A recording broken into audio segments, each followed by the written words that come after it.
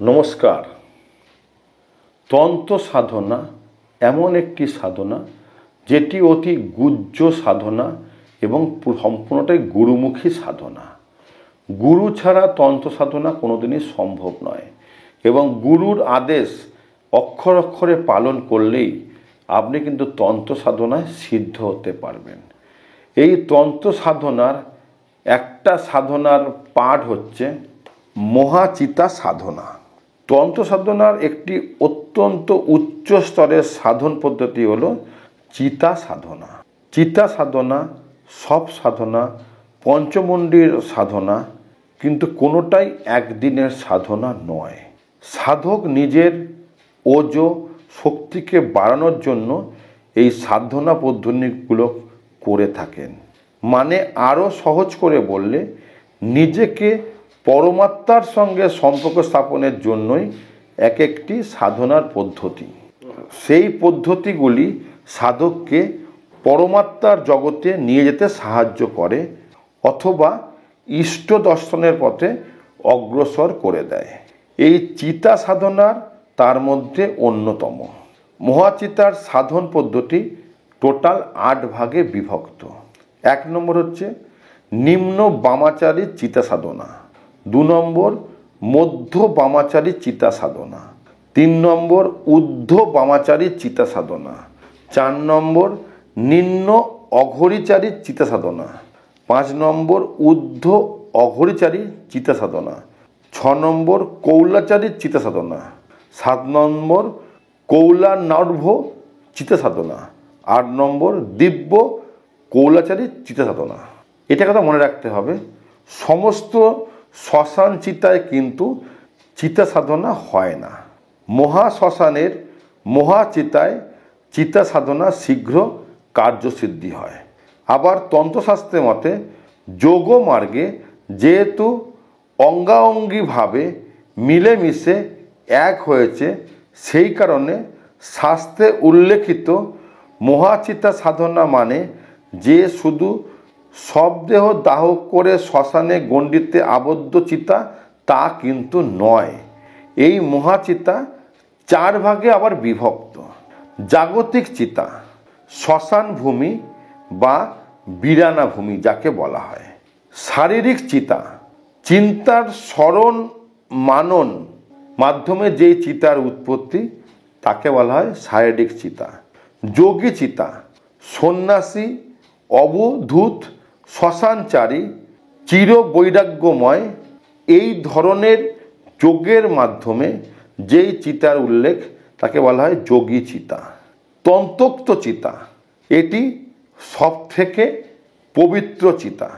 কালী, করালি, কাপালি, নিষাদ, চণ্ড, ডামরি, কিরাত, পশুপত, ডাকিনী, মহাভৈরব ভৈরবী ও কুমারী এই সমন্বয়ে যে চিতার সৃষ্টি তাকে বলা হয় তন্ত্রোক্ত চিতা, যেটি সব থেকে জাগ্রত ধরা হয়।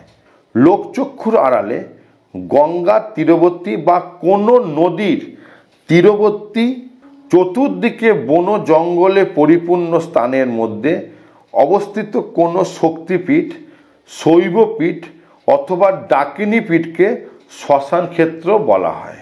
পূর্বের বহু প্রাচীন শ্মশানগুলো ওই ধরনের ভৌগোলিক অবস্থানকে বিবেচনা করে তৈরি করা হতো বা শ্মশান হিসাবে ব্যবহার করা হতো। এই ধরনের শ্মশান ভূমিতে শ্মশান ক্রিয়া বা চৈত্র সাধনা বা চিতা সাধনা শীঘ্রই ফলপ্রদ হয়। শ্মশান চিতা সম্মুখে ইষ্ট স্মরণে জপ, হবন, পূজাপাঠ, উৎসর্গ, স্তব, স্বস্তি ও সমস্ত সাধনার এক অংশ হচ্ছে এই চিতা সাধনা। চিতা সাধনার যে বিষয়গুলো মৌলিক সেটা হচ্ছে নিত্যকর্ম, দেহবন্ধন, স্থান ও ক্ষেত্রবন্ধন, ব্রহ্মদণ্ড, চিমটা, ত্রিশূল, ভৈরব দ্বন্দ্ব স্থাপন, গুরুদেবের আদেশ গ্রহণ, চিতাভোগ, অধিষ্ঠাত্রী দেবী বা দেবতার ভোগ, ভৈরব, পেদভোগ, শ্মশান জাগরণ, কাল ভৈরব ও শ্মশানকালী মহাকালী কালরাত্রির স্তরণ, তার জপ, পঞ্চ মহাপেতকে আবাহন, পঞ্চাগ্নি নিবেদন, শ্মশানগ্নি নিবেদন, শ্মশান অগ্নির তেজের নামকরণ, তারপরে কিন্তু আপনার সাধনার সৃষ্টি বা সাধনার শুরু। কাম্যবর্ণ, কাম্যকর্ণ, নিত্যকর্ম, প্রস্তুতি, শান্তি, আরোগ্য, আকর্ষণ, সম্মোহন, উচ্চাটন, বশীকরণ, স্তম্ভন, সমস্ত ক্রিয়ার উৎপত্তি কিন্তু এই চিতা সাধনা। এছাড়া উৎসাচন, বিচরণ, বিমোহিত, দমন, দ্বন্দ্ব, সন্ধি, বিচ্ছেদ এবং প্রেতলোককে জাগ্রত করা মহাচিতা সাধন সাধকেরা মূলত করে থাকে। এই জন্মের মৃত্যু রহস্যকে সেই চিতার মধ্যেই এসে তার সমস্ত কিছুর সাধন পদ্ধতির সমাপ্তি ঘটে। কি এমন এই চিতায় আছে যার জন্য ধনী গরিব সব কিছুই নির্বিশেষে শেষ সময় সকলে এখানে আসতে হয় এই রহস্যভেদ উন্মোচনের এবং সেইটাকে মোক্ষ লাভের জন্যই এই সাধনা অত্যন্ত জরুরি। এছাড়াও এই সাধনায় নিজেকে সাধনরত অগ্নিতে নিজেকে উন্নত স্তরে নিয়ে যাওয়ার জন্য এই সাধনা অবশ্যই দরকার।